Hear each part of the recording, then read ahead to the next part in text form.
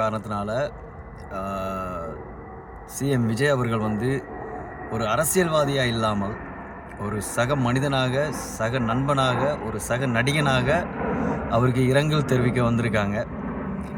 இந்த வீடியோ வந்து இப்போ வைரல் ஆகிட்டே இருக்குது. ஆனால் அதில் கூட ஒரு சில பேர் வந்து அரசியல் பேசுகிறீங்களேப்பா, எதுக்காக விஜய் வந்து த்ரிஷாவை கூட்டிகிட்டு போகிறாரு அப்படின்னு சொல்லிட்டுலாம் அரசியல் பேசுகிறீங்களே, இதெல்லாம் உங்களுக்கு நியாயமாக இருக்கா? அதை பார்க்காதீங்கப்பா, எல்லாத்துலேயுமே அரசியல் பார்க்காதீங்க, அந்த மனசை மட்டும் பாருங்கள்.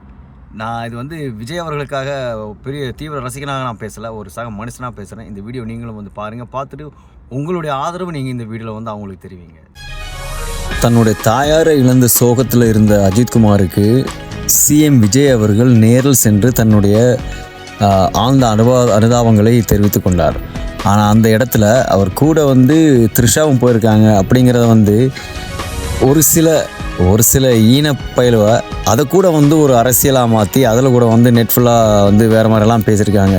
காய்ஸ், நீங்கள் வந்து இதில் தயவுசெய்து இதை வந்து ஒரு அரசியலாக நீங்கள் பார்க்காதீங்க. தயவுசெய்து ஒரு விஜய் வந்து ஒரு சக மனிதனாகவும், அஜித்குமாருடைய ஒரு நண்பனாகவும், ரெண்டு பேருமே ஒரே ஃபீல்டில் இருக்கிறவங்க, பல வருஷமாக வந்து ரெண்டு பேரும் ஒரு நட்பு ரீதியாகவும் பழகிருக்காங்க. ஸோ அந்த வகையில் வந்து அவர் போய் அவங்கள பார்த்துருக்காங்க. இதில் போயிட்டு நீங்கள் வந்து ஒரு அரசியலை பண்ணுறது வந்து ரொம்பவே வந்து தவறான ஒரு விஷயம்.